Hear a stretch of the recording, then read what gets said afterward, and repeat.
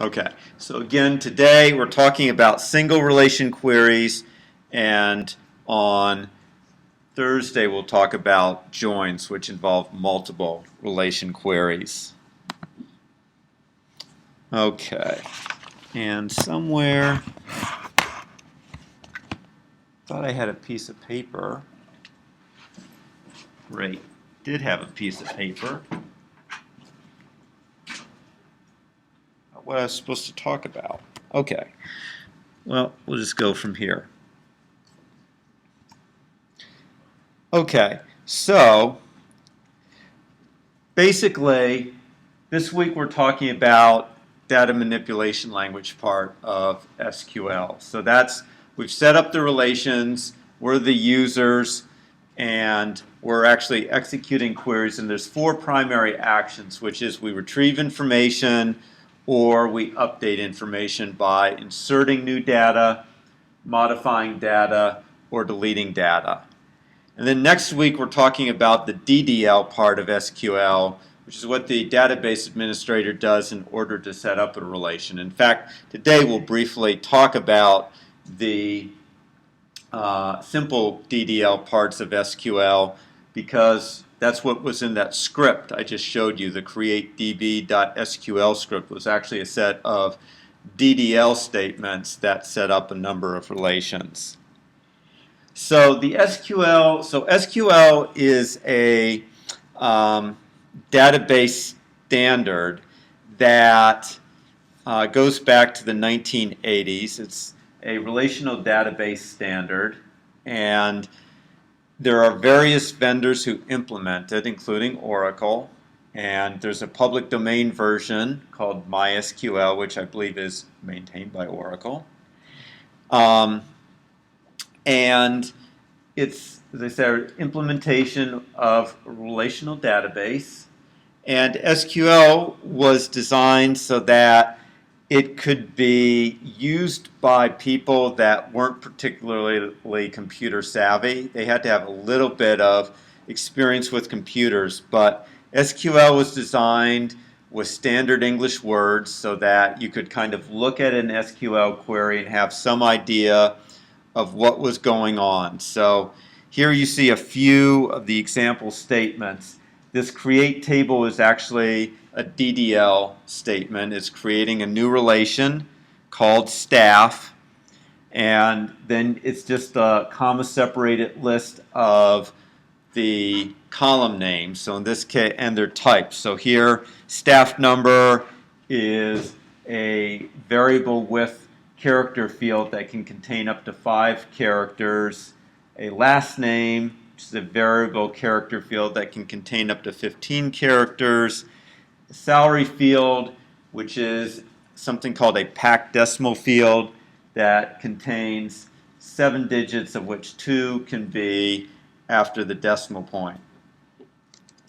And SQL has a whole bunch of types, and as you can see here, sometimes it's more than just floating point. You can specify sometimes the number of digits of integers, the number of digits for salary, and that helps enforce certain types of constraints. Like here, no one's going to make more than 99,000. Okay, put it another way. Everyone earns less than 100 grand. Okay, because you can't get 100 grand into 5 decimal digits. Okay, so it's very readable, especially to those of you, well, most of you have written a program, so easy to read. Here's an insert statement, and so you're inserting into the staff relation a tuple that consists of the values, and the values, when you don't give the corresponding column names, go in the same order that you specified the columns in your create table statement. So I specified the columns in the order staff number, last name, salary. So your values SG16 matches up with staff number, Brown matches up with last name, 8300 matches up with salary. Again, pretty easy to read. And finally, here's a statement for retrieving some information from the staff directory, so we're retrieving all 3 attributes from staff, and we want everyone who makes a salary greater than $10,000. So pretty readable. And one thing that most of you know from writing programs is most compilers are very case sensitive, but it turns out that SQL is annoyingly non-case sensitive. And a lot of things that you might expect to be sensitive, like keywords, even field names, don't end up being case sensitive. So literal character data, I have to check that again, but at one point, even if you wanted Brad Vanderzanden with capital B, capital V, and capital Z, it didn't care. It would match against, it would even match a lowercase b. I think that's changed. We can check that later when we're actually playing around with it. Oracle's own database is case insensitive for keywords, but is case sensitive for field names and literal character data. And even MySQL is case sensitive for your relation names.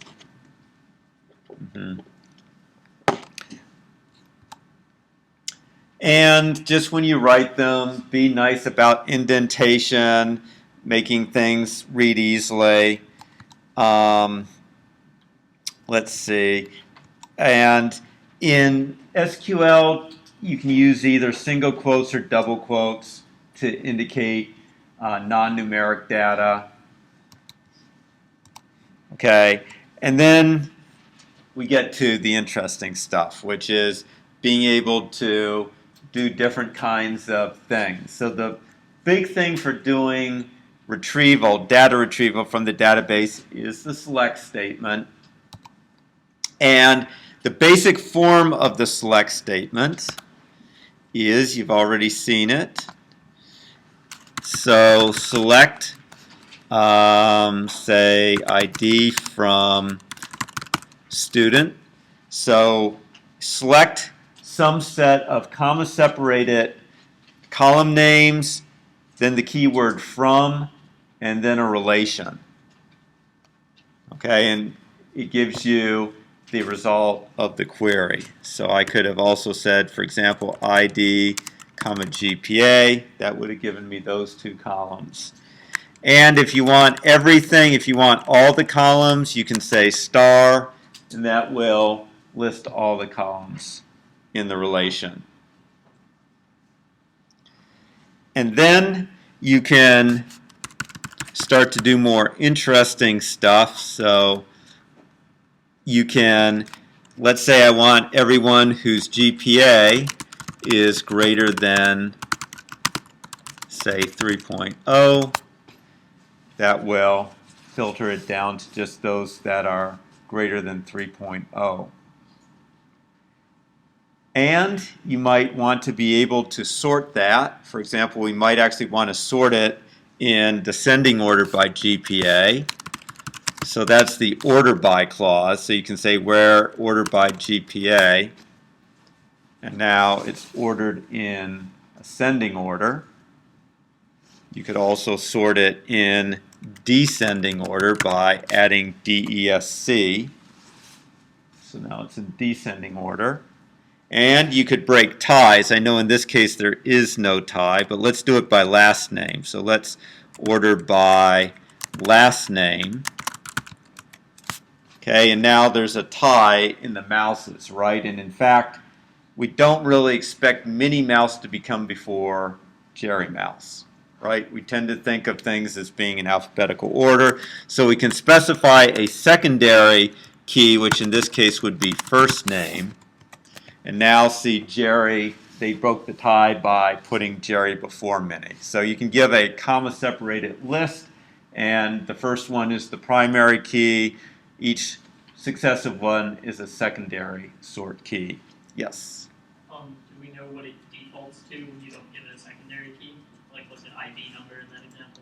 No, it's going to be the order in which the tuples appeared, probably in the relation. So we're not guaranteed. You're not guaranteed any order. You should just assume it's going to be random. Okay. And that did. I was going to see what happened if I was not case sensitive. See, so even when I was not case sensitive with the field name, MySQL didn't care. Okay, we can try capitalizing student, and it did care. So it does care whether it's case sensitive for the relation name, but it's not case sensitive for the field name, which is just screwy. But it's the way it is. And actually, let's do now a search. Select star from student where last name equals van der Zanden. Let's see.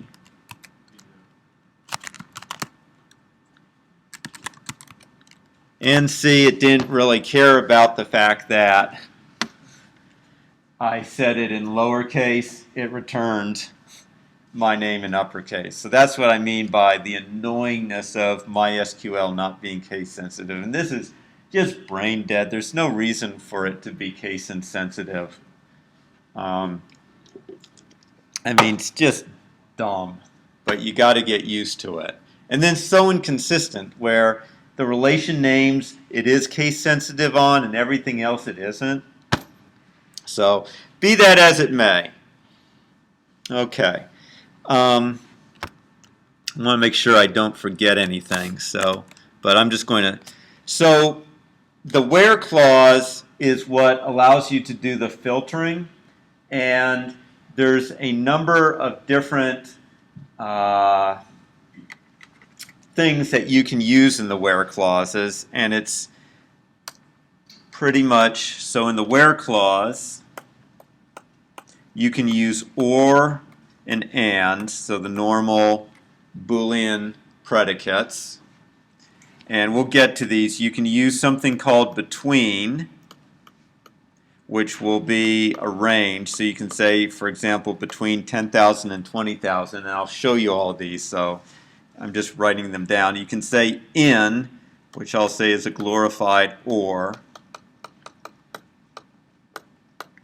Means going to mean in a set. You can say like to do simple text, simple pattern matching.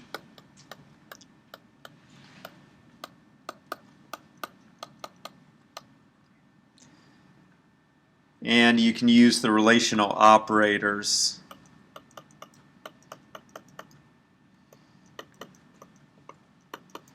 And you can use not. So those are the big ones that you're going to be using for your predicates. You also can use is null. So sometimes you want to be able to retrieve columns that have null values. For example, you may want to retrieve all viewings in the properties, all viewings of properties where the customer did not leave a comment. In other words, that entry is null. And you use the special is null. So these are the big six that you would use. So you've already seen me use the relational operators, right? So right there, those were the relational operators. I can also put things together, so I could say where last name equals van der Zanden or last name equals ape. Okay, that gives me that. That all works as you think. Same thing with and. That's a normal conjunction, so I could say where last name equals mouse and GPA greater than, let's see, 3.5.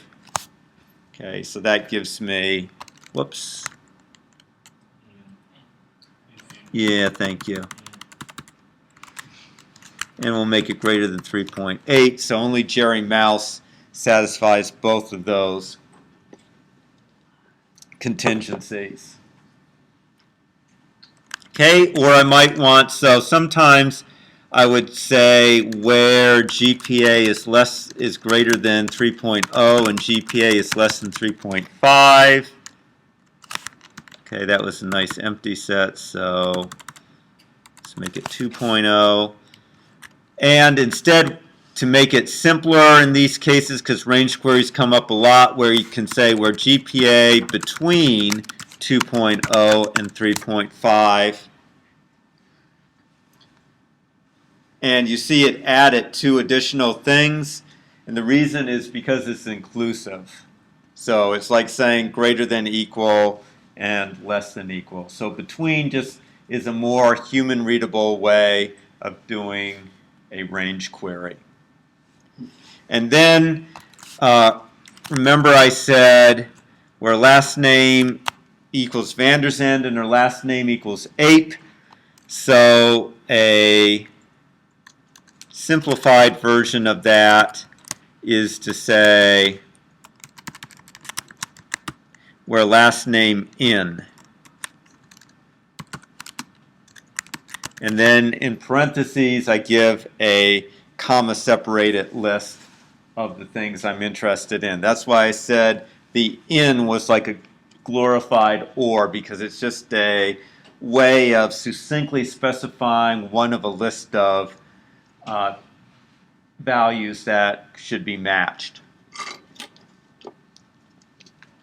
And then like, remember I said that you could use that to pattern match. It's a very watered down version of regular expressions, like incredibly watered down. There's only two characters that you can use. So the percent sign is like a star. It means match anything. So in this case, I'm saying I want any last name that contains A and D, and it can match anything on the front and anything on the back. So that's just like in the normal regular language saying star and star. But they chose to use the percent sign. And then you could also, let's say I want students, let's see, where last name like,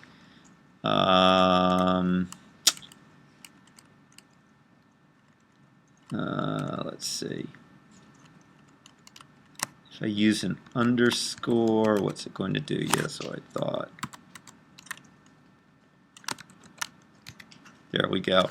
So the underscore is a way of saying any character, but just anything that matches a single character. So there, I was saying I wanted all last names that were 3 characters long, because that's what's going to.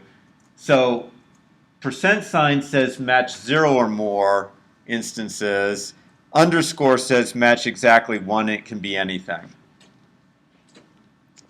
So if I said select star from student, where last name like underscore, and this will return nothing, because what I'm saying is I want something where there's exactly 1 letter before the and 1 letter after the and, like Bandy. So Bandy would match this, but Andy wouldn't, because there has to be 1 character before it and 1 character afterwards. Does that make sense? Okay. And I think I've covered like, in, between, or not, is null. The last one is if you have, none of mine allowed no values, but if I want to, let's say that, first name was optional for some reason, and I wanted all people that didn't have a first name, I could say select star from student, where first name is null, and that would return all first name or all tuples where the first name field had a null value. Remember, null means what? Someone said it. What? Empty. Empty. So it doesn't have a value. Okay, it's not like it literally says the user did not provide a value for it. Okay, so I think that covers all of the, if I'm not mistaken. How is that represented?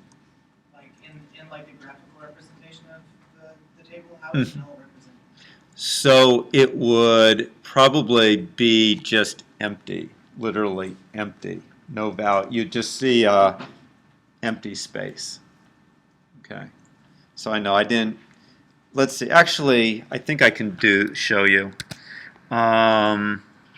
Let's insert into student values, and I'll actually leave off the first name. So actually, just a second. There's a way to specify the exact columns that you're doing into. So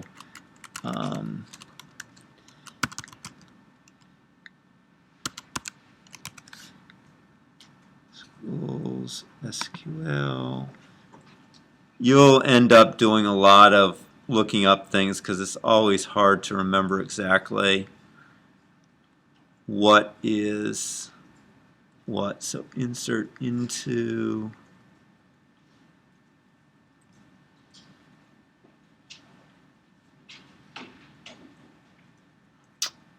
Sure, do it this way. Into values, let's just do it. No, dog, 11.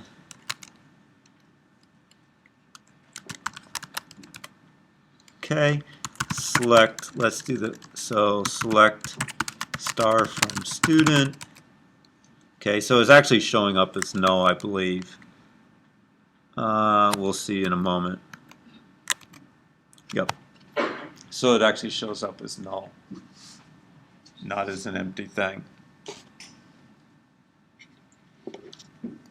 And let's just try it. I don't think it will work if I say equals. Yep. See, that's what, if you try to specifically search for null, it doesn't work. Equal null. That's why you have to say is null. Because null is not considered a value. So that helps to distinguish, like if you have the word null. Yes, exactly. So for example, that's a great example. Maybe for some reason someone is named null. And in that case, that distinguishes between that actual value null versus has no value. Okay, but what I wanted to see, and need to find insert in order to do it, you can name the column. So if you can tell it which columns you're going to actually insert into. So this time I'm going to insert into student.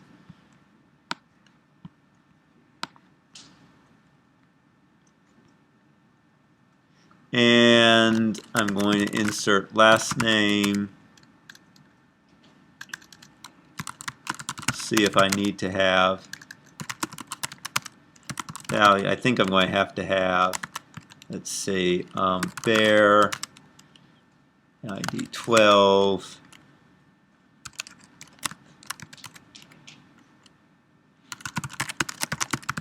So I didn't use the first name there, so we'll see what happens.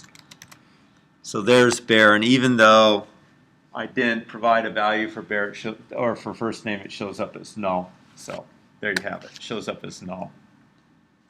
Okay, and we'll get into insert a little later, but essentially insert allows you to either name the columns you're inserting into, in which case it will match them up one-to-one with the values, or if you don't provide the comma-separated list of column names, then it will resort back to whatever you created the database with.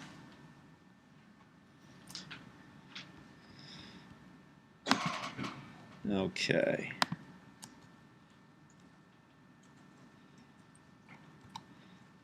Okay, we've covered that. Okay, let's go back. Okay, so in a select statement, we've already seen from. It specifies the table that you're pulling information from. We've seen where, which filters rows. We've seen order by, which specifies a sort order, and select is simply, after select, you give the comma-separated list of columns to appear in the output. And then there's two other things. You can have grouping. So sometimes you want to get subtotals. Maybe you want to get subtotals by branch in the dream home thing. Or maybe I want to get subtotals by course in student courses. So I have CS 102, CS 140.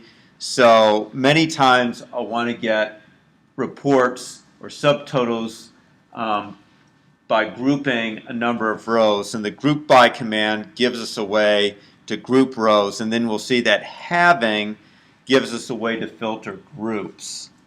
Okay, so going to now jump ahead to that.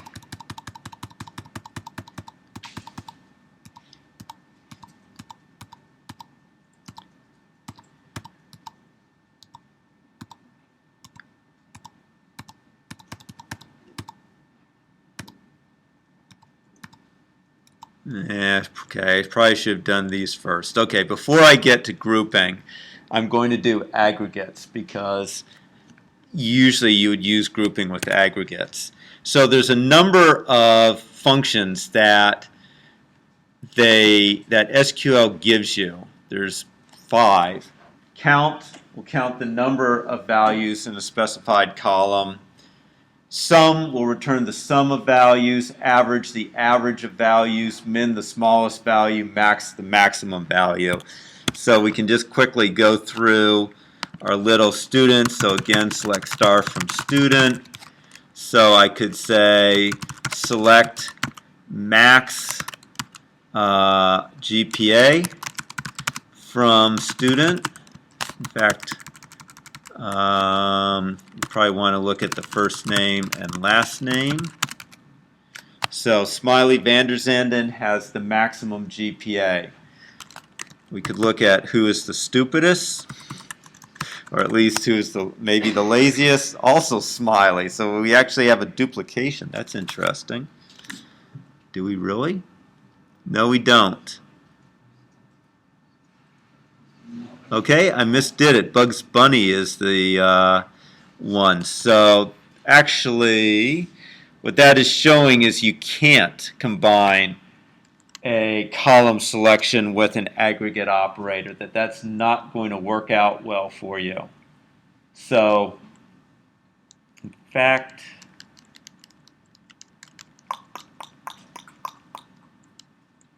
I'm going to have to look that up. I thought you could do that. The fact that you can't do that means know one way to do it, which is you can say select min GPA from student, then say select first name, last name from student, where GPA equals 0.92. Can we say this? I don't think so. Nope. So the only place you can put group functions are in select statements right after the select statement. So you can't do something very nice like this, which I find to be annoying. And like I said, I know how to do it too. I'm going to have to research it and see if there's another way to get this without having to do 2 queries. But at any rate, there you see the min. Now let's again do select star from student, and we could say select count of GPA from student. So there's 12 people or 12 values in that row.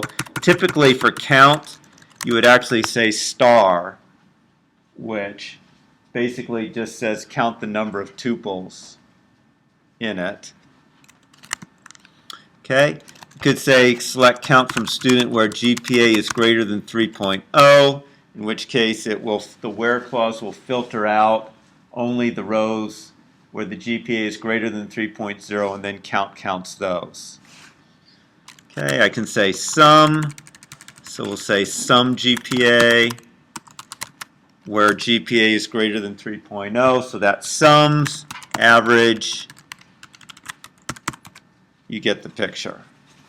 Okay, so those 5 things. Now, oftentimes you're going to want to, okay, 2 things. First of all, this might not be the way you'd like it to show up in a report. So you're allowed to name your column. So I could say average GPA as, say, average, and then it will show up as AVG. So you're allowed to take complicated expressions or even just column names and rename them if you want. But now let's say that, let's take a look at our student courses. Okay, there we go. Okay, so let's say that we want the average score by course. Okay, so that's where we have to use group by. So I could say select average score as average from student courses. Okay, group by course ID. Okay, and as you can see, it gave me a bunch of averages. Not very helpful because I can't see what they're associated with. But when I do grouping, now I can actually specify the course ID here. So it works out just fine in this case. So when you group, then you are allowed in the select part of it to specify that you want the particular, in this case, course ID to be printed out because course ID is here. Let's just see if I can also print out any other information. I don't think I can. So if I, nope. So the only thing that I can, if I have the attribute listed here in the group by, then I'm also allowed to list the attribute in the select statement. But otherwise, you can't do that when you have aggregate. So here I had the aggregate. The only things I'm going to be allowed to list are things that also appear in the group by clause. And then I can use having to filter the group. So I could say where the average, see if this works, is greater than, say, 80. And now it just gave me the average scores that were greater than 80. So having filters by group, where filters by row. So that's usually something that gets a little bit confusing. But so where filters by row and having filters by group.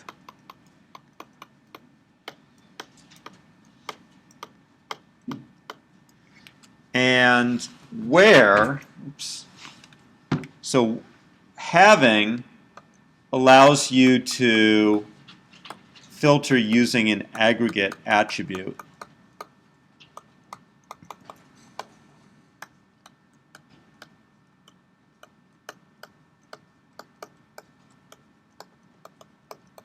And where does not. So having allows you to filter using an aggregate attribute, where does not allow you to filter using an aggregate attribute. Yes. So could you, the one where you printed out the minimum GPA and like it didn't print out the name correctly, Mm-hmm. you forced that to work by making it like group on names even though you don't actually expect the names to I be think duplicated? yes. So I think you're right. It's John, right? Yes. So if I say select, let's try it. So select, let's try this. Select first name, last name. Actually do it like this. Well, let's just, okay, let's say select last name. No, I don't think this is going to work. Select last name, min GP. Oh, it might.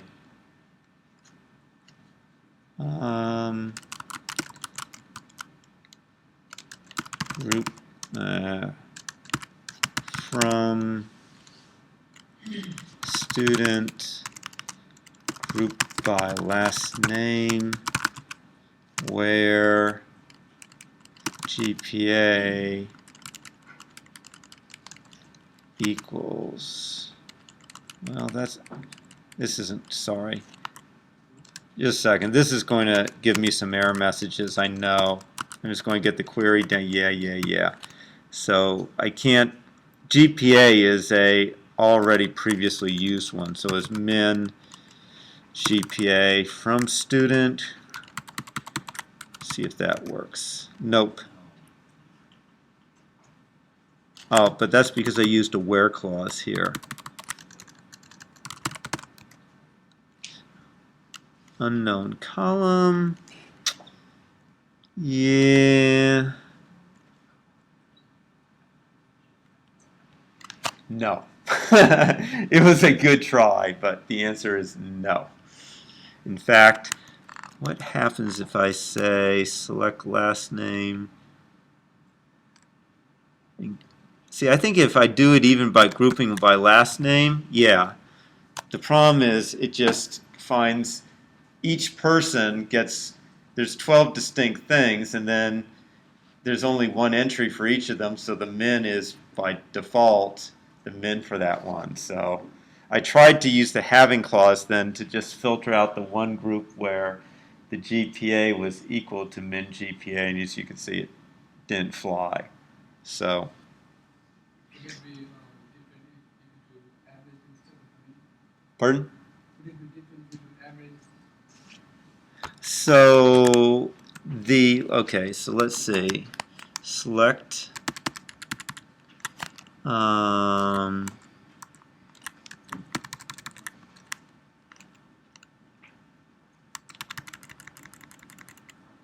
no,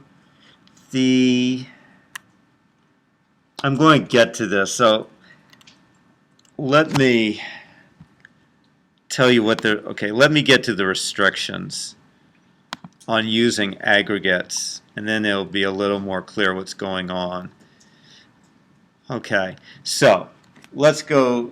So first of all, count, min, and max apply to both numeric and non-numeric fields. So min and max work on alphabetic stuff. They work on dates. So you could ask for a minimum date or a maximum date. Sum and average only work on numeric fields. And the functions eliminate all nulls first and only operate on the remaining non-null values, except for count star, which will count null values as well. Okay, and if you want to get rid of duplicate values in the column before you aggregate it, you can use distinct before the column name to eliminate duplicates. So perhaps you're summing up salaries. This is a far-fetched example, but you're summing up salaries. You don't want to include duplicate salaries, so you might say select distinct salary, but this comes up pretty rarely. Okay, so here's the big restrictions on aggregates. First of all, they can only be used in the select list and in a having clause. That's why when I tried to use it in the where clause, it crashed and burned. So you can select a aggregate function, in which case that aggregate function will be applied to a column, the result will be displayed, and then you can use the aggregate function in the having clause to filter on a group. Okay, so if the select list, so this is the second thing here, includes an aggregate function and there's no group by clause, then the select list cannot reference a column outside the aggregate function. That's why I went down in flames when I tried to do that thing where I said select first name, last name, min GPA from student. That's a violation of that because there's no group by clause. Therefore, I can't include outside columns in my select statement. So that's what this thing is saying, is if you have an aggregate function in your select list, you don't have a group by clause, you're not allowed to use outside columns. Okay, if you use, okay, let's keep going.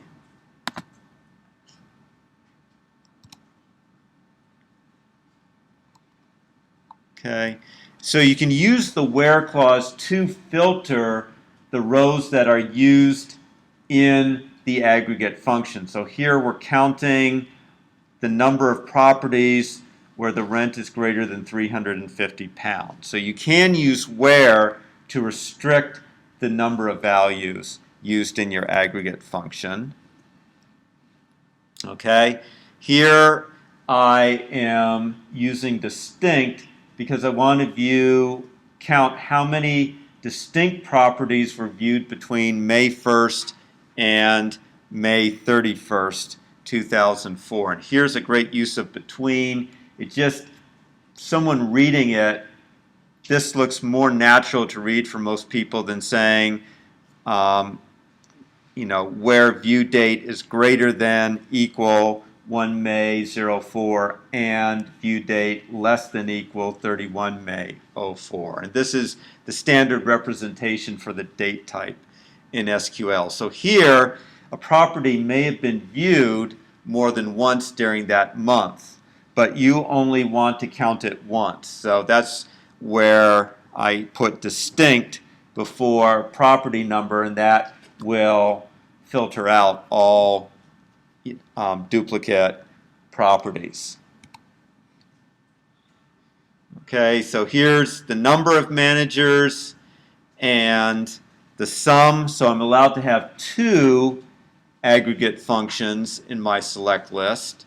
So here I'm going to both count the number of staff and get a sum of the salaries. Okay, so it's okay to put multiple aggregate functions in a select list. So here I'm finding the minimum, the maximum, and the average.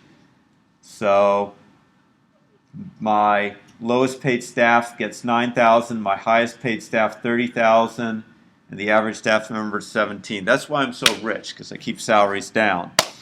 Okay, although these are in pounds, but I'm still Grinchy. He wrote about British. Actually, I'm Dutch, but what the heck. Okay. That's right. So the 99% are all my employees. Okay, so grouping. So we use group by to get subtotals, and the grouping is typically going to use an aggregate function to produce a subtotal. So almost always when you have group by, you're using an aggregate function. Okay, and this gives you the list of things that are okay to include in the select list when you're using group by. So you can use the aggregate function that produces the subtotal. You can use any column name that was used in the group by clause. And you can have constants, which are pretty useless, but I'll show you what that means. And you can have an expression involving combinations of the above. So that's why I could say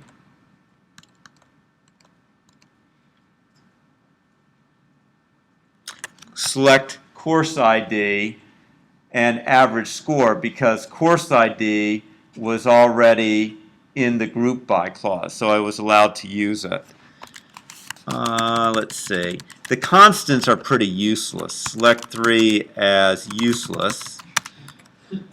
Okay, that's why you're not going to put constants in there. I'm not sure why they have constants. I've never seen it done, but that's what they mean by that. I do believe that you can have multiple group bys. So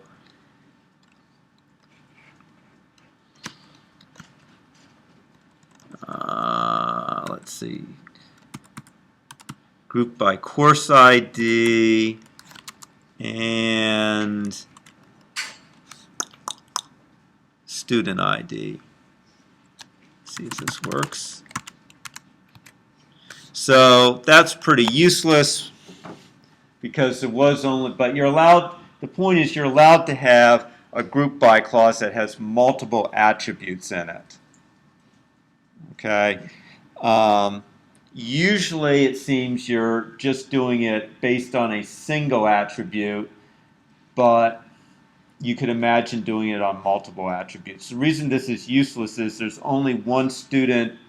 That's not true. Let's say I had student courses, and let's say that within each course it was all of your exam grades.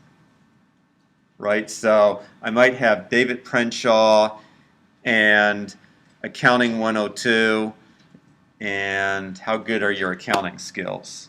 Can you cook the books or not? Okay, so he failed. Okay, so so David got like 70, 80, 75. Okay, so in that case, it would actually make sense to say select average. So you could do in that case, this is probably, it would say select average score, say as average from student courses, grouped by course and student ID, in which case it would take the average of each student's scores in each course and produce a list. So that would be an example where it really does make sense to have two different things. Okay, now you'll see the disadvantage here is still you can't print out the student's name or the course name because they're not included in the grouping by.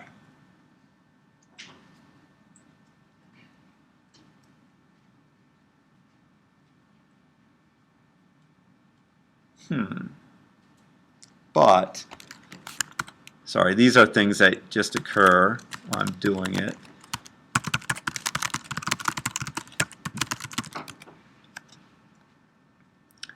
Let's see.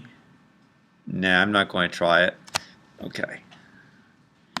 Okay, so you are kind of limited in what you can do with aggregate functions. Basically, when you're using an aggregate function, you're limited in what column names you're allowed to list. Basically, you're restricted to using any column names listed in your group by clause.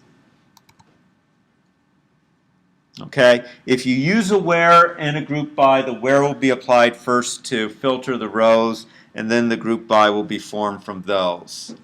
And the ISO standard, which is the standard used for defining SQL, considers two nulls to be equal for the purposes of group by.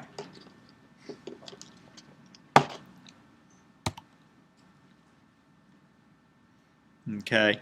And, as you see, oftentimes you'll use an order by in order to order your results from the group by. So here we're counting the number of staff and the sum of salaries at each of my branches. So here you can see 3 branches and the sum. And we've already seen the having clause. Anything interesting here? Not really. I'm going to post these so that you can look at them. Okay, that's joins. And I think I've pretty much covered everything. aggregates, multiple column ordering, single column ordering, nulls, set membership, range conditions, calculated fields. So you're allowed to do simple arithmetic statements in your column. And when you select things, so here I'm dividing salary by 12. This sometimes I actually find myself doing this when I'm computing. In CS102, actually, I have a database where it keeps the scores for tests.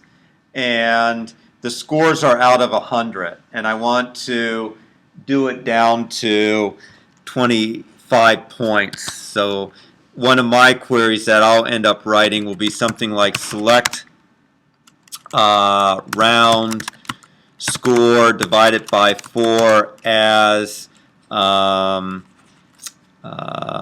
normalized score from, say, students. Okay, and that will give me a score divided by 4 and then round it off. So that's how I will take a score that's on a 0 to 100 scale and get it down to one that's on a 0 to 25 score. So simple arithmetic expressions like that work. You can't write out really complicated expressions. That won't work. Okay. Let's see. Anything else interesting? Calculated fields. And then sometimes, just like you can use distinct in something like count to get rid of duplicates, you can also use distinct when you are selecting from a relation. So here I just want the distinct property numbers in the viewing one. So I may just want to know a list of all properties that have been viewed. So that's the use of distinct. And I didn't show you not, but not is, well, we'll do that quickly as well. So sometimes you want to say select star from student where GPA not between 2.0 and 3.5. So that gives me everything outside the range. So you can use not to invert stuff just like you can use not to invert stuff in a normal Boolean query or not in a normal Boolean predicate. Okay. Or you could say select star from student where first name is not null. So that gives me all the tuples where there is some value. So that's one of the most common uses of not. And then you will find that as we get into more complicated queries with relational algebra, sometimes you use not because you can't really express something in a positive way, so you end up having to express it in a negative way. Example might be that we want to find a list of all rooms that are not occupied on, say, May 3rd, 2013.